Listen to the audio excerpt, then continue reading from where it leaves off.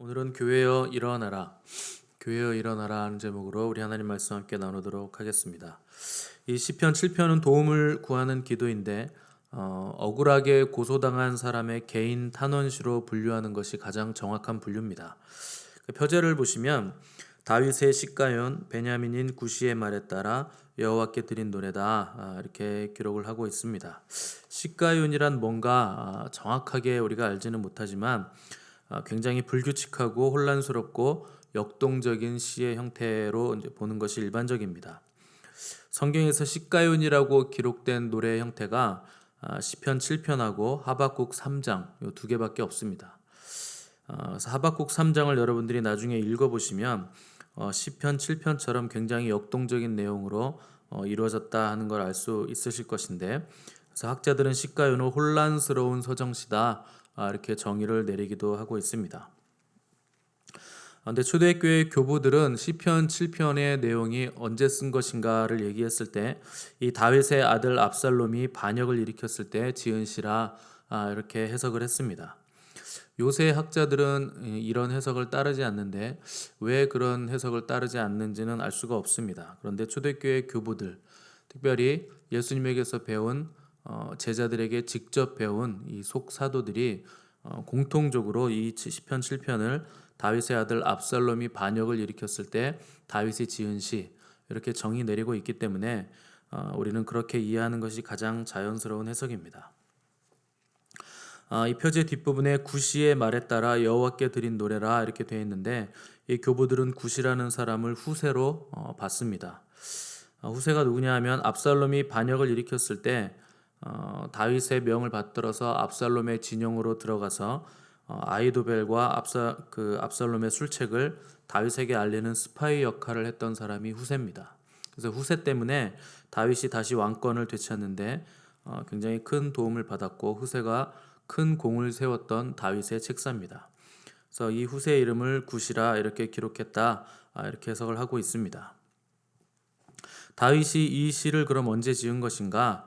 이 후세가 반역의 세력들이 다윗을 잡아 죽이기 위해서 어떤 작전을 쓰고 있는지를 다윗에게 알려줬을 때 이 시를 지은 것이다 이렇게 보는 것이 가장 자연스럽습니다.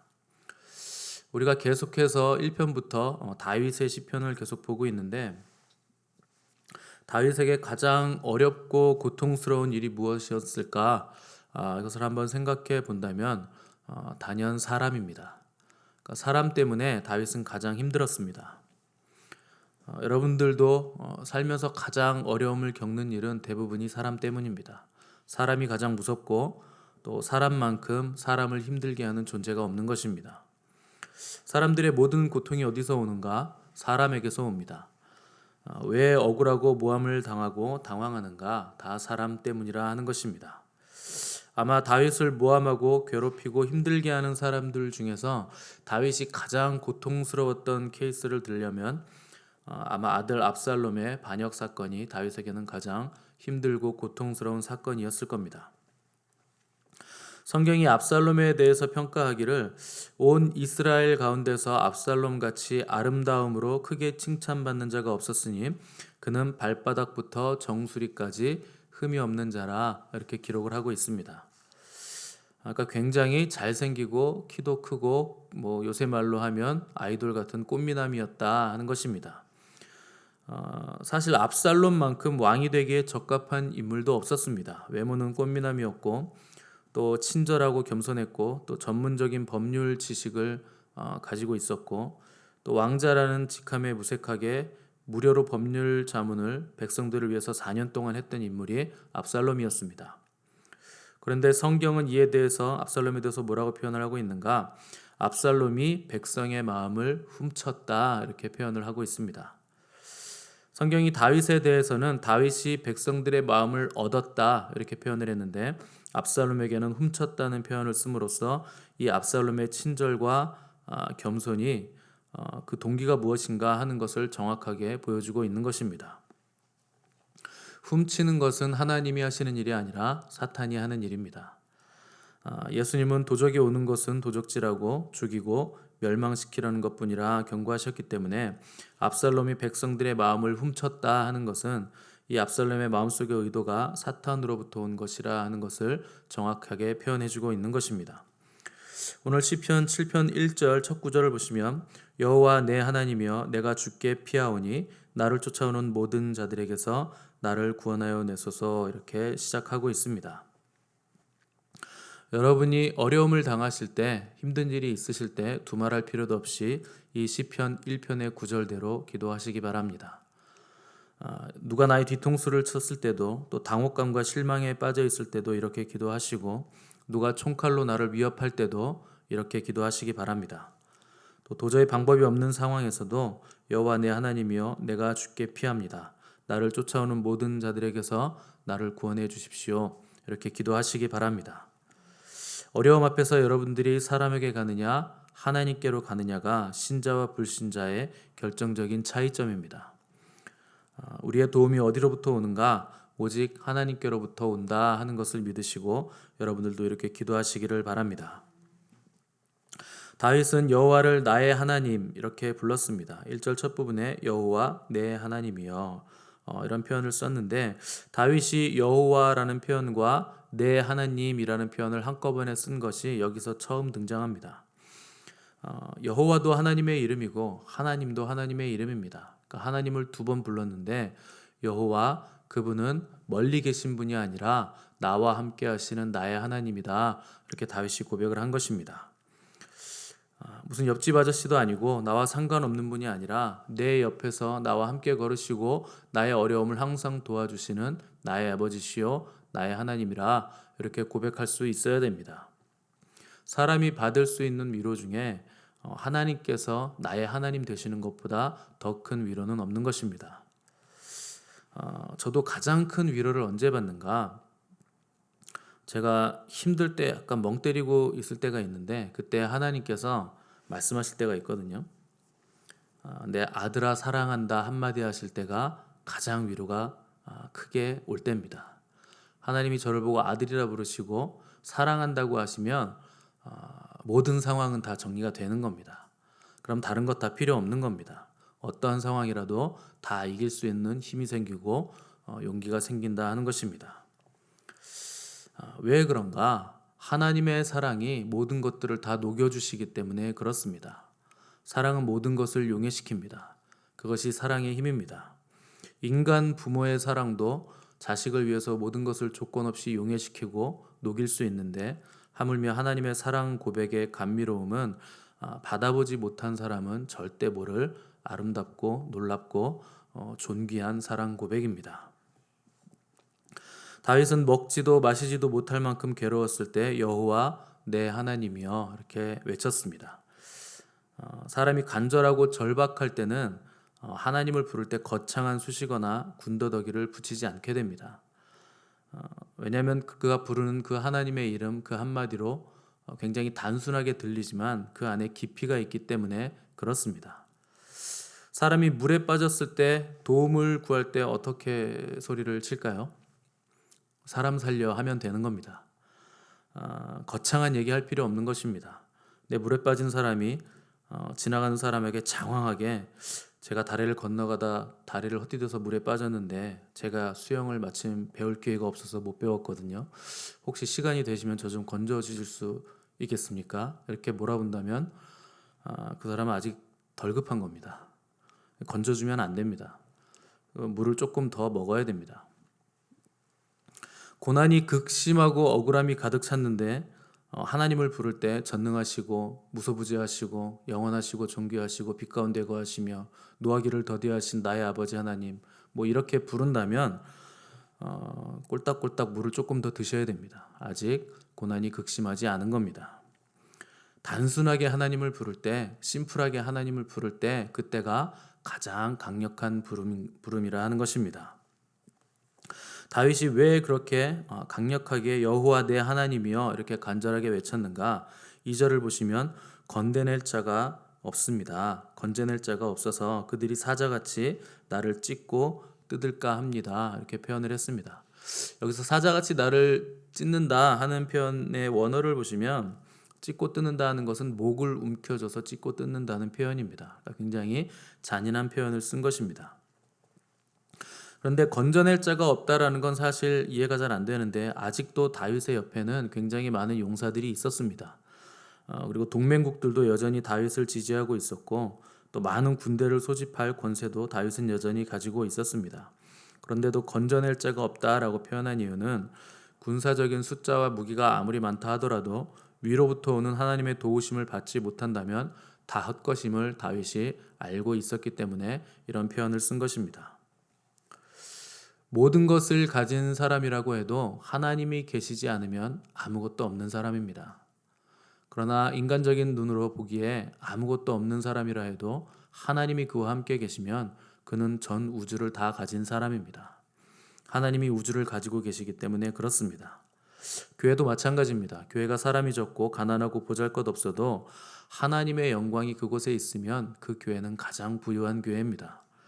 그런데 건물이 크고 사람은 많고 조명과 음향도 굉장히 좋은데 하나님이 계시지 않으면 세상 콘서트장과 다를 바가 없는 것이 교회입니다.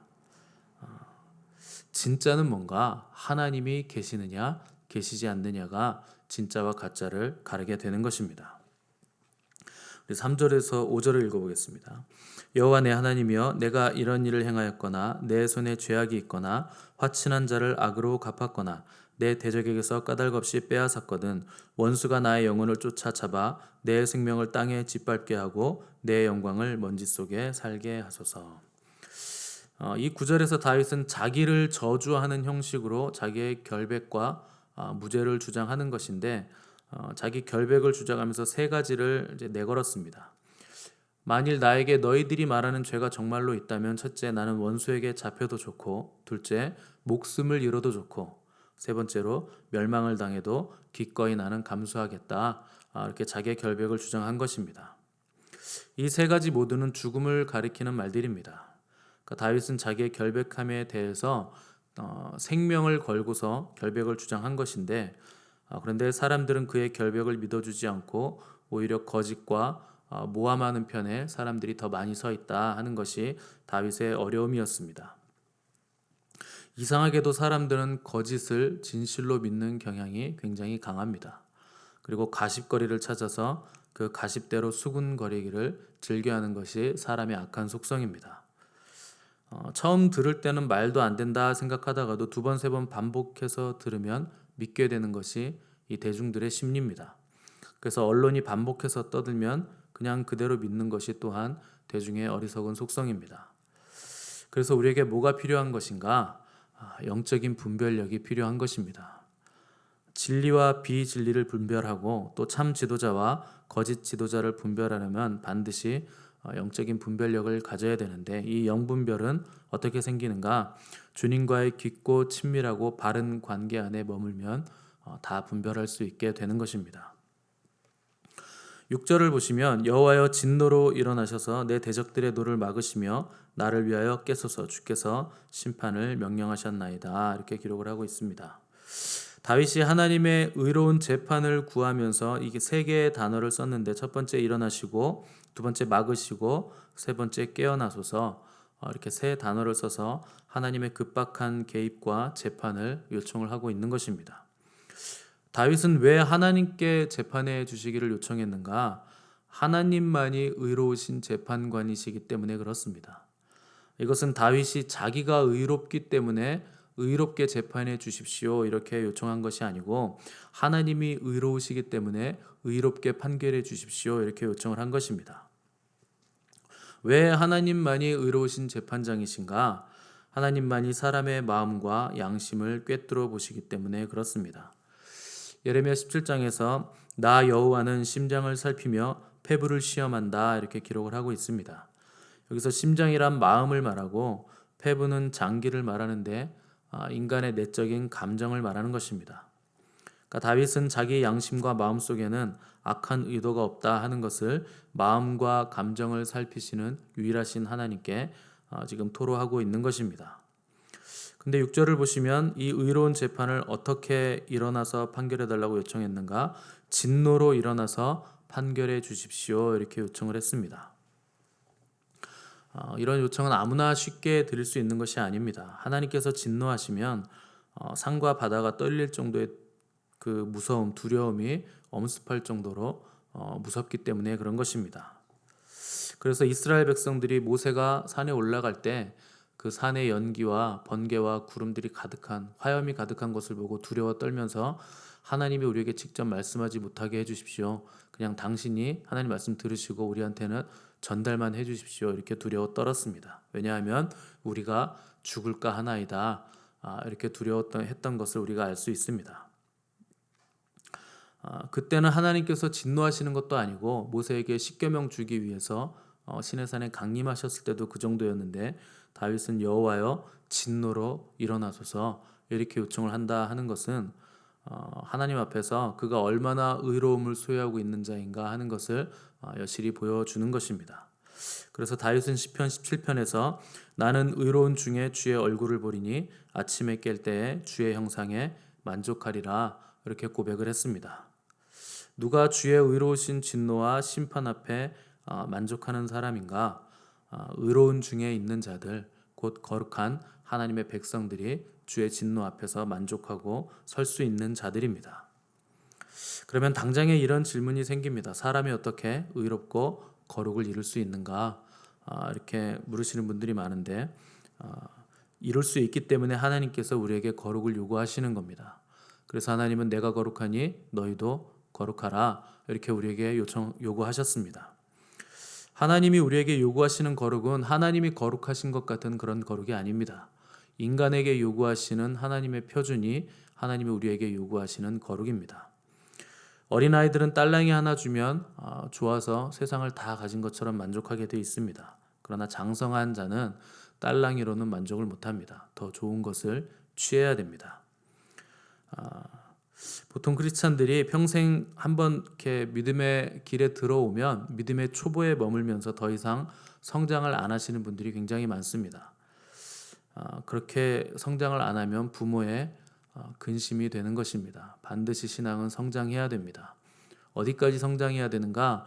그리스도의 장성한 분량까지 우리들은 성장해 나가야 됩니다. 그런데 여전히 평생 믿음의 초보에 머물러 있으면서 조금만 어려우면 죄를 의지하고 조금만 기분이 틀어지면 세상으로 나가고 하나님 원망하고 낙심하는 사람들은 아직도 아기 수준에 머물러 있는 겁니다. 태어나긴 태어났는데 지금 키도 몸무게도 늘어나지 않고 자라나지 않고 있다 하는 것입니다. 생각을 해보십시오, 여러분. 세상에서도 뭘 한 가지 이루려면 엄청나게 많은 노력을 해야 됩니다.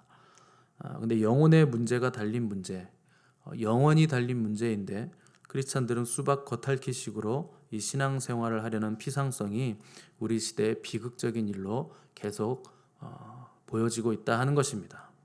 신앙생활이란 피상적으로 하는 것이 아닙니다. 끊임없이 자기를 쳐서 복종시켜야 되고 예수님 닮기를 힘쓰셔야 되고 또 주님 얼굴을 보기 원하여서 간절하게 주님의 얼굴을 구하고 애를 써야 하는 과정이 바로 신앙생활입니다. 왜냐하면 거룩함이 없으면 아무도 주를 보지 못하기 때문에 그렇습니다. 구약의 다윗은 여호와여 일어나소서 이렇게 기도할 수밖에 없는 상황이었습니다. 그러나 신약 시대에는 누가 일어나는가? 교회인 우리가 일어나는 것입니다. 교회란 누군가? 건물이 아니라 저와 여러분이 바로 교회입니다. 구약의 심판은 하나님께서 행하셨으나 예수님이 오신 후부터 하나님은 아들이신 예수님에게 모든 권세를 위임하셨습니다. 그리고 아들이신 예수님은 그 모든 권세를 누구에게 줬는가? 교회에게 다 위임하고 하늘로 올라가셨습니다. 우리에게 엄청난 권세가 있는 것입니다. 우리가 땅에서 매면 하늘에서도 매이는 것이고 땅에서 풀면 하늘에서도 풀리는 것입니다. 하늘에서 먼저 매고 푸는 게 아니라 땅에서 먼저 매고 푸는 것입니다. 이것이 교회가 가진 엄청나게 어마어마한 권세라 하는 것입니다. 우리가 얼마나 놀라운 권세를 가졌는지 모르기 때문에 우리가 세상과 마귀에게 조롱을 받는 것입니다. 어느 아버지가 매일 저 터지고 들어오는 아들을 좋아하겠습니까? 어떤 신랑이 매일 울고만 있고 자기 상처만 핥고 있는 신부를 맞이하고 싶겠습니까? 우리는 그만 울어야 되고 그만 움츠려야 됩니다. 이제 교회된 우리가 일어나야 됩니다. 우리는 주님께서 주신 권세를 가졌고 또 주님과 함께 다스리고 통치할 거룩한 나라요 하나님의 소유된 백성들이기 때문에 그렇습니다. 의로움의 근원은 어디에 있는가? 우리를 구원하신 예수 그리스도께 있는 것입니다. 그분과 함께 동행하는 삶을 통해서 우리는 더욱 거룩하고 정결해지는 성화의 과정을 반드시 거쳐야 됩니다. 거룩한 자는 더욱 거룩해질 것이고 악한 자들은 더욱 악해질 것입니다. 영적인 흐름은 그렇게 갈라질 수밖에 없습니다. 왜 그런가? 깨끗한 사람은 작은 티끌만 묻어도 곧바로 씻어내게 돼 있습니다. 왜냐하면 너무 잘 보이기 때문에 그렇습니다. 그러나 더러운 사람은 아무리 뭐가 묻어도 티가 안 납니다. 그래서 씻어내지 못하는 것입니다. 세상에 속한 자들은 자신들이 원하는 넓은 길을 고집하면서 넓고 편한 길로 걸어갈 것입니다. 그러나 우리는 좁은 길을 가야 됩니다. 많은 사람들이 넓은 길을 간다고 해서 여러분 동요할 필요 없습니다. 자신을 쳐서 복종시키고 육신의 정욕과 안목의 정욕과 이생의 자랑을 버리고 날마다 좁은 길로 진리의 길로 걸어가는 교회가 결국 승리한다는 것을 성경은 우리에게 정확하게 말씀하고 있기 때문에 우리는 동요할 필요가 없는 것입니다. 주님의 신실한 약속의 말씀을 붙드시고 거룩과 진리의 능력으로 죄를 다스리시고 어두운 이 시대에 빛을 발하는 교회로 일어서시기를 간절히 바랍니다. 함께 기도하겠습니다.